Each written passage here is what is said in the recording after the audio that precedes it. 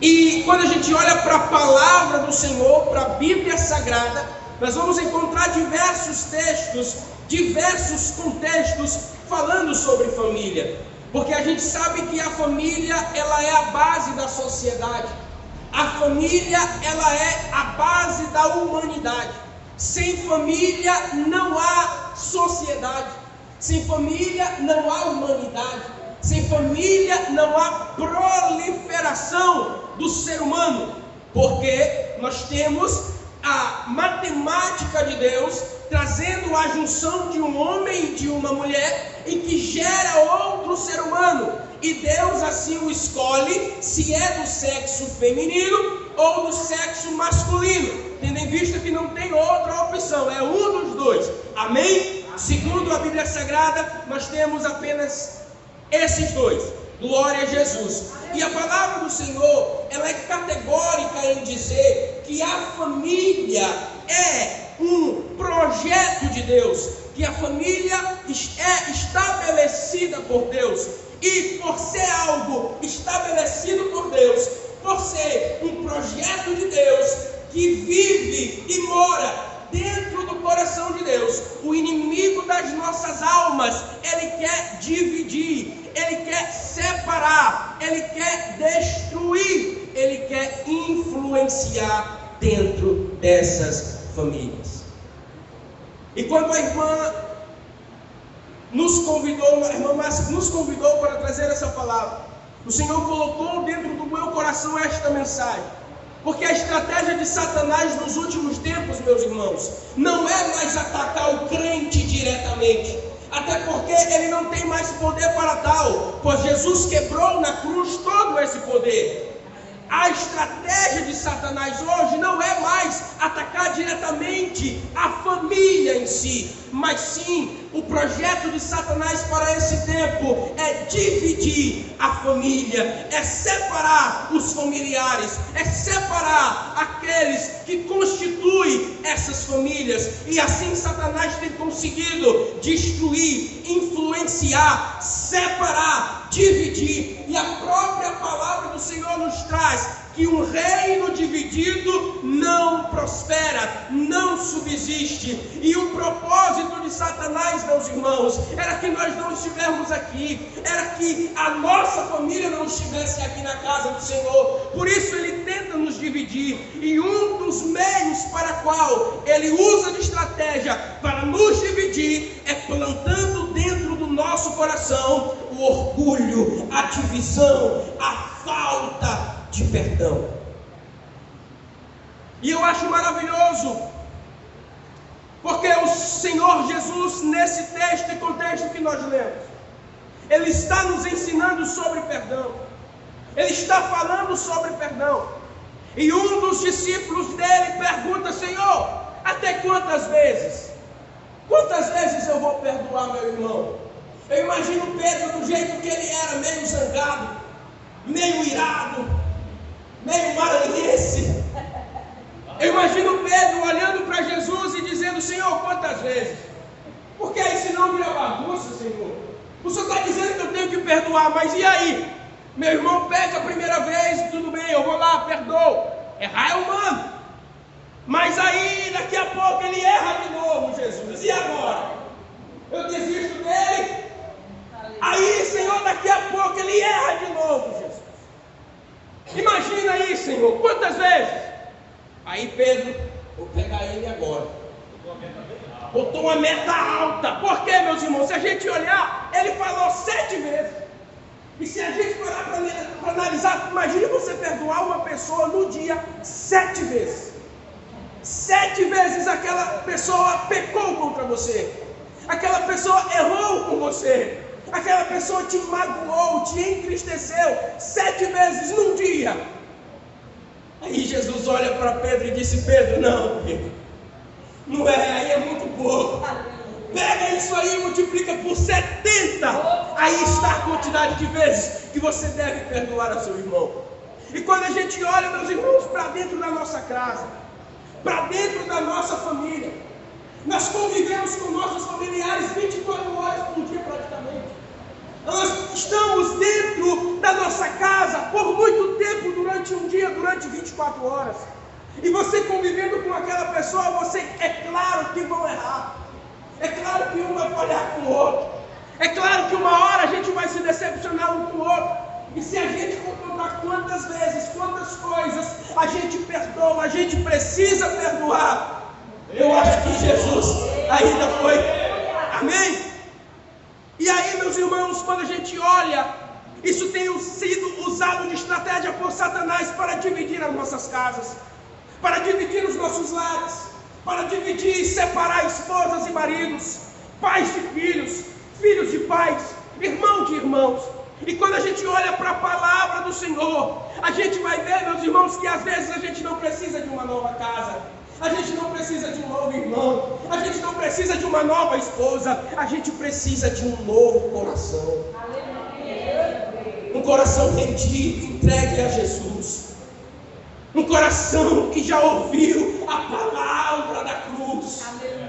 Porque quando fazemos uma analogia, uma comparação com a vida familiar e a vida cristã, nós temos uma semelhança muito grande. É que nós fomos perdoados. É que nós, pela obra da cruz de Cristo, fomos perdoados para sempre. Quantas vezes nós erramos com Jesus? Quantas vezes nós falhamos com Jesus? Você já parou para analisar e se perguntar quantas vezes a gente erra com Jesus no dia? Quantos pensamentos a gente peca? Quantas palavras que muitas vezes sem pensar falamos e machucamos uma outra pessoa? Isso não entristece só aquela pessoa, mas entristece também o Espírito Santo, que é aquele que quer que você glorifique Jesus através da sua vida. Quantas vezes? Imagine se Jesus nos perdoasse só 7 vezes no dia. Imagine se Jesus não nos perdoasse. E aí, meus irmãos, a gente vai encontrar uma situação que todas as casas, todas as famílias, e quando a gente olha para uma casa voltado para algo estrutural, nós temos portas, nós temos paredes, nós temos janelas. Mas nós precisamos entender que entre nós, entre a nossa família, não deve se prosperar a divisão, a separação, paredes, mas sim o perdão de Cristo Jesus em nosso coração. Existem famílias que moram na mesma casa, mas vivem separados. Existem mesas aonde todos comem, mas ninguém mais tem comunhão. Não se tem mais conversa. Existem casamentos que não terminaram ainda no papel, mas já terminaram na comunhão, no amor, no afeto, no carinho. Muitas vezes isso, meus irmãos, é gerado pela falta de perdão, pela raiz de amargura, pelo problema não tratado, pela falha não perdoada. E isso, meus irmãos, não se preocupe que não afeta só lá na sua casa, mas afeta na sua vida espiritual, na sua vida conjugal, na sua vida financeira. Porque um reino dividido não prospera. E nós precisamos entender, meus irmãos, que o que destrói uma família não é só um problema, o erro, a falha do outro, mas sim a falta de perdão. E quando a gente vai olhar para a Bíblia Sagrada, esse perdão começa na cruz. Jesus lá na cruz, no ápice da dor, traído por Judas, negado por Pedro, abandonado pelos seus discípulos, injustamente condenado, ele olha para eles e diz: Pai, perdoa-os, pois eles não sabem o que fazem. E mesmo assim, meus irmãos, ele perdoa, porque o perdão não depende da atitude do outro, não nasce da natureza carnal, mas sim de um coração transformado por Deus. Perdão, meus irmãos, não é um sentimento. Perdão é uma decisão. Porque se perdão fosse sentimento, nós não perdoaríamos. Se o perdão dependesse das nossas emoções ou da nossa emoção, nós não perdoaríamos. Perdão é uma decisão. Eu não perdoo porque sinto, mas eu sinto porque perdoo. Eu sinto o amor, eu sinto a paz, eu sinto a misericórdia, porque eu decidi perdoar, porque um dia eu já fui perdoado. Imagine se Jesus fosse nos perdoar só pelo que ele sentisse. Porque, meus irmãos, assim como Deus sente amor por nós, a palavra do Senhor diz que no dia do juízo final, Ele vai derramar a sua ira sobre a humanidade. Observe que não é só o sentimento do amor, mas tem também o sentimento da ira. Mas Ele decidiu nos perdoar. E por isso Ele entregou o seu Filho na cruz do Calvário. Romanos 5,8, mas Deus prova do seu amor para conosco, em que Cristo morreu por nós, sendo nós ainda pecadores. Ele nos perdoou quando errávamos contra Ele. Se fôssemos perdoados quando éramos inimigos de Deus, quem somos nós para manter alguém como inimigo dentro da nossa casa? Se um dia nós formos perdoados, sendo ainda inimigos do Senhor, quem somos nós, meus irmãos, para transformar alguém dentro da nossa casa como um inimigo? Precisamos entender, meus irmãos, que nós não estamos correndo um contra o outro, mas nós estamos na mesma caminhada, no mesmo propósito, buscando o céu, para que um dia nós estejamos juntos com o Senhor. Perdão, meus irmãos, não é uma opção. É um mandamento.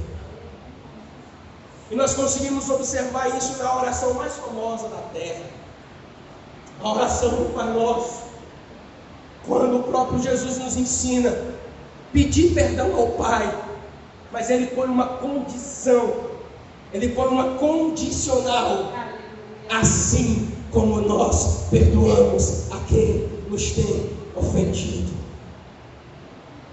Meus irmãos, 70 vezes 7 não é uma matemática, mas sim uma forma de caminhar, uma cultura que precisamos ter dentro das nossas casas. Não só dentro das nossas casas, mas dentro das nossas igrejas. Muitas vezes as igrejas por aí estão separadas, divididas, não prosperam, não crescem, não por falta de palavra, ou por falta de oração, muitas vezes por falta de perdão. Tem gente que diz: eu não vou sentar do lado daquele irmão porque eu não gosto dele, e lá no céu vai poder fazer isso. Tem muita gente que diz: eu não vou naquela igreja porque eu não gosto de fulano. Imagina se Jesus dissesse: eu não vou na casa daquele porque eu não gosto dele. E hoje criou-se uma cultura chamada de perdão limitado. Eu perdoo, mas não consigo mais conviver com ele. Imagina se Jesus tivesse nos perdoado e não conseguisse conviver conosco. Eu perdoo, eu perdoei, mas não consigo chegar perto. Eu perdoei, mas não consigo conviver. Se Jesus olhasse para nós: Caleb, eu te perdoo, mas eu não quero mais viver contigo. Fulano, eu te perdoo, mas eu não quero mais estar perto de você. Pelo contrário, meus irmãos, quando a gente ora ao Senhor pedindo perdão, Ele diz: eu te perdoo, mas eu nunca te deixei. Eu te perdoo, mas eu nunca desisti de ti. Eu te perdoo e eu nunca vou te deixar. Porque Paulo escrevendo, ele diz: nem a morte, nem a vida, nada poderá nos separar do amor de Jesus. Fique de pé nessa noite. Eu quero que você olhe para o irmão que está do seu lado. Se você estiver perto do seu irmão, do seu pai, da sua mãe, se tem algo na tua casa que você está triste com alguém, Se tem algo na igreja que você está triste com o outro, quebre essa barreira nessa noite. Quebre essa parede. Porque Jesus um dia rasgou o véu que nos separava da sua presença. Na cruz do Calvário, morrendo por mim e por você, padecendo de dor, dizendo: Pai, está consumado, está feito, estão perdoados. Agora eles podem acessar o céu, agora eles podem acessar a vida eterna. Meus irmãos,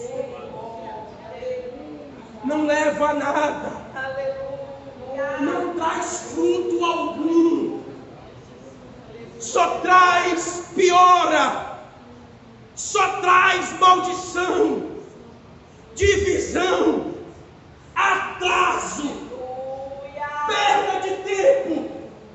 É por isso que muitas pessoas, quando alguém, um parente, um familiar morre, o maior medo daquela pessoa é não dar tempo de pedir perdão e ter que conviver com aquela culpa o resto da vida.